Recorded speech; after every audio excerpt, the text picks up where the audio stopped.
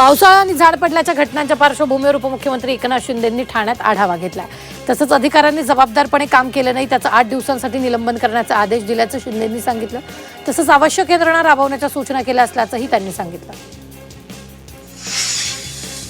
नागरिक सुरक्षा कायदा संहिता विधेयकावरून सभागृहात जोरदार चर्चा रंगली। विधेयकाला विरोध करणाऱ्या विरोधकांचा परिणय फुके यांनी खरपूस समाचार घेतला। विरोधकांना प्रत्येक विधेयक आपल्या विरोधात असल्याचं वाटतं असं चिमटा फुकेंनी विरोधकांना लगावला। खासदार संजय राऊतांच्या दाव्यानंतर विरोधक चांगलेच आक्रमक झाले। त्यांनी राऊतांना धारेवर धरलं। राऊत दूषित व्यक्ती असल्याची बोचरे टीका आमदार आशिष जयस्वाल यांनी केली। राऊतांनी शिंदेंची काळजी करू नये असा सल्ला खासदार नरेश म्हस्के यांनी केला। नवी मुंबई आंतरराष्ट्रीय विमानतळाला दिबा पाटलांचं नाव देण्याची मागणी करण्यासाठी प्रकल्पग्रस्तांचा मोर्चा निघणार होता। पनवेलपासून विधान भवनापर्यंत पायी मोर्चा काढण्यात येणार होता, मात्र पोलिसांनी आंदोलकांच्या आधीच धरपकड केली। पोलिसांनी आंदोलन दडपल्याचा आरोप यावेळी करण्यात आला। पावसाळ्यात मुंबईत पाणी तुंबण्याच्या समस्येसाठी केवळ महापालिकेला दोष देणं योग्य ठरणार नाही। गटारे बुजवणं, पदपथांवर बेकायदा कब्जा करणं आणि सार्वजनिक सुविधांचा गैरवापर यामुळेच ही समस्या अधिक गंभीर बनली आहे। मुंबईत पाणी तुंबणं हे मानवनिर्मित आहे असं निरीक्षण मुंबई उच्च न्यायालयानं नोंदवलं आहे। वांद्रे रेल्वे स्थानकाजवळील झोपडपट्टी भागात पात्र झोपडीधारकांचे 15 ऑगस्टपर्यंत पुनर्वसन होणार आहे, तर अपात्र झोपडपट्टीधारकांचं पुनर्वसन करण्यात येणार असल्याची माहिती नगरविकास राज्यमंत्री माधुरी मिसाळ यांनी विधान परिषदेत दिली। पुण्यात चांदीच्या भावात घसरण झाली। सोन्याच्या भावात 1,500 रुपयांची तर चांदीच्या भावात 6,000 रुपयांची घसरण। सोन्याचे भाव 1,48,300 रुपयांवर तर चांदीचे भाव 2,37,000 रुपयांवर गेले। खासगी क्लासेसचं नियमन आणि नोंदणीसाठी राज्य सरकार येत्या हिवाळी अधिवेशनात स्वतंत्र कायदा आणणार आहे। शासन मान्य शाळा आणि महाविद्यालयांच्या आवारात खासगी क्लासेस चालवण्यास परवानगी दिली जाणार नाही अशी माहिती शालेय शिक्षण मंत्री दादा भुसे यांनी विधान परिषदेत दिली।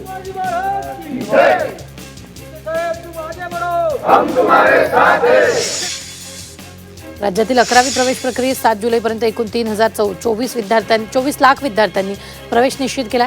दरम्यान अतिवृष्टीमुळे प्रवेशासाठी 8 जुलैपर्यंत मुदतवाढ देण्यात आली आहे।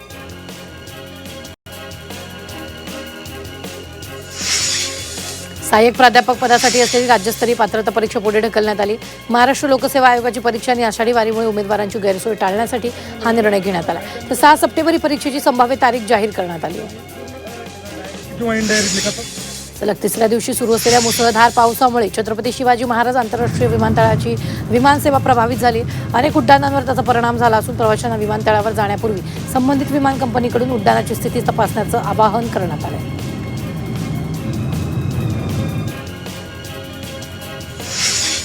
बाईक टॅक्सीचा शहरात अक्षरशः सुळसुळाट झालाय।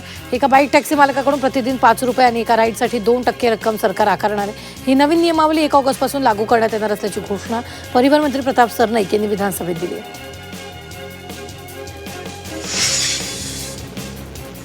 बदलापुरात पावसानं विश्रांती घेतली असली तरी कर्जत परिसरात पडणाऱ्या पावसामुळे बदलापूर शहरातून वाहणारी उल्हास नदीच्या प्रवाहात मोठ्या प्रमाणात वाढ झालेली। उल्हास नदी इशारा पातळीवरून वाहते आहे।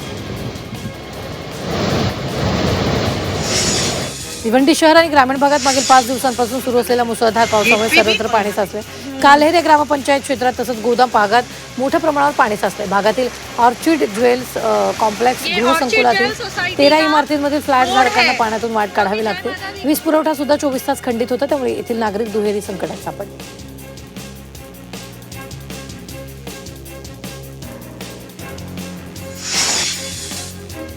वसई विरार आणि नालासोपाऱ्यात झालेल्या पावसानं शाळा आणि कॉलेजलाही मोठा फटका बसलाय। राजनगरमधील विजय पार्क सोसायटीला पाण्याचा वेढा पडलाय। या सोसायटीसह लगतच्या सर्व सोसायट्यांमधील तळमजल्याचा बराचसा भाग पाण्यात गेल्यानं रहिवासी हवालदिल झाले।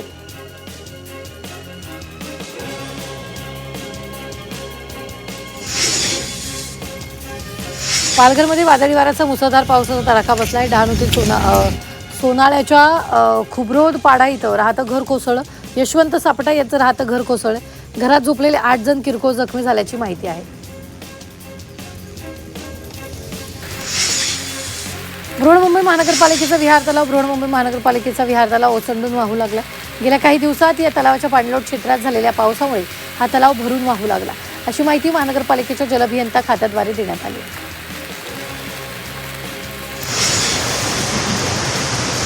मुंबईसह बोरिवली परिसरात पावसाची संततधार सुरू आहे. जोरदार सरी कोसळत असल्यानं रस्त्यावर पाणी साचण्यास सुरुवात झाली आहे. काही ठिकाणी वाहतुकीचा वेग मंदावला असून वाहन चालकांना सावधगिरीनं प्रवास करावा लागतो.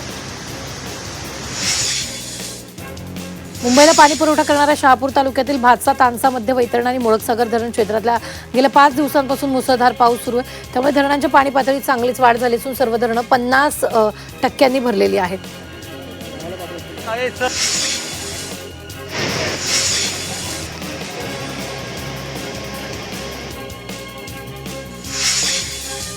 मुसळधार पावसामुळे कर्जत तालुक्यातील आंबिवली गावातून वाहणाऱ्या चिल्लर नदीचा बंधारा फुटलाय. त्यामुळे नदीकाठच्या गावांमध्ये भीतीचं वातावरण निर्माण झालंय. बंधारा फुटताच मोठ्या प्रमाणात पाणी परिसरात शिरल्यानं प्रशासनानं नदीकाठच्या गावांना सतर्कतेचा इशारा दिला.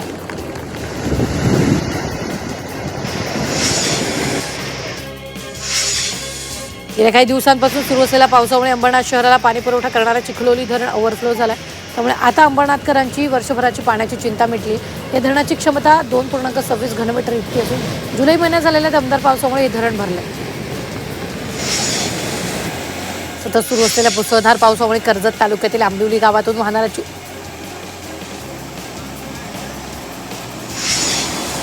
पालघरमध्ये सुरू असलेल्या मुसळधार पावसाचा ग्रामीण भागाला मोठा फटका बसलाय. गावपाड्यांना जोडणारे अनेक रस्ते पाण्याखाली गेले. वेती कातकरी पाडा इथं साखव पाण्याच्या प्रवाहासोबत वाहून गेला. त्यामुळे या पाड्याचा संपर्क तुटला. या पाड्यावर 200हून अधिक आदिवासी समाजाचे लोक राहतात. साखव वाहून गेल्यानं इथल्या नागरिकांचं तसंच विद्यार्थ्यांचे मोठे हाल होत आहेत. भिवंडीत पडघा परिसरात पावसाची संततधार सुरू आहे. पावसामुळे सखल भागात पाणी साचले. दृश्यमानता कमी असल्यानं वाहतुकीवर परिणाम होत असल्यानं मुंबई नाशिक महामार्गावर वाहनांचा वेग मंदावला. गरज कोसळल्यानं मुंबई पुणे रेल्वे वाहतुकीवर मोठा परिणाम झाला. यामुळे अनेक लांब पल्ल्याच्या गाड्या रद्द कराव्या लागल्या. त्यामुळे हजारो प्रवाशांचा प्रवास रद्द झाला. त्यामुळे मध्य आणि पश्चिम रेल्वेनं 65,000 प्रवाशांना 5 कोटी रुपये परत केले. ठाण्यातील राबोडी येथील साईदीप कॉम्प्लेक्समध्ये 30 वर्ष जुन्या इमारतीत छताचं प्लास्टर कोसळलं. घटनास्थळी सुदैवानं खोलीत कुणीही नसल्यानं मोठी जीवितहानी टळली. गेल्या 3 दिवसात शहरात झालेल्या वादळी पावसामुळे ठिकठिकाणी झाडं उन्मळून पडल्यानं बेस्ट 2 कोटींचं नुकसान झाले. अनेक मार्गावर पाणी तुंबल्यानं उपक्रमाच्या 4 बसला फटका बसला.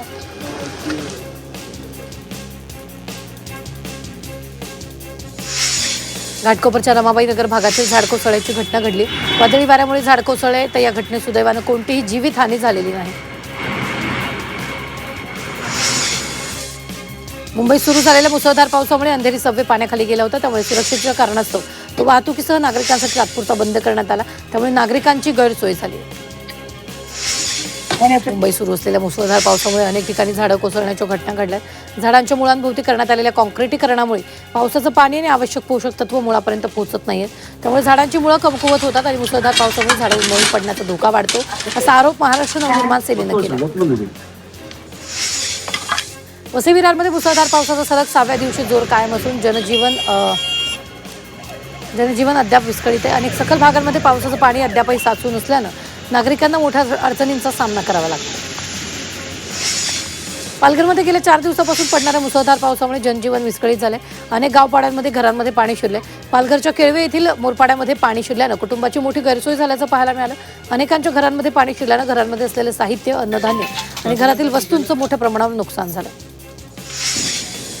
पालघर पोलिसांच्या माणुसकीचं दर्शन पायाचं ऑपरेशन झाल्यानं चालू न शकणाऱ्या रुग्णाला खांद्यावर घेऊन पोलिसांनी सुरक्षित स्थळी हलवलं.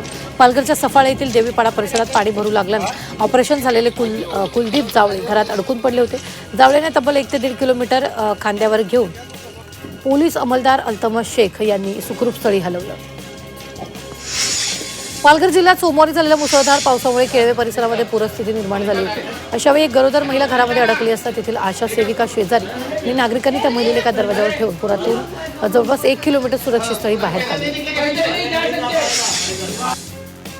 पेट्रोल डिझेल महागल्यामुळे इलेक्ट्रिक कारच्या विक्रीत गेल्या जून महिन्यात 106% वाढ झाली. तर ही वाढ होऊन 31,253 युनिट्सवर पोहोचली. 2026च्या जून तिमाहीत देशभरात 8.26 लाख इलेक्ट्रिक वाहनांची विक्री झाली.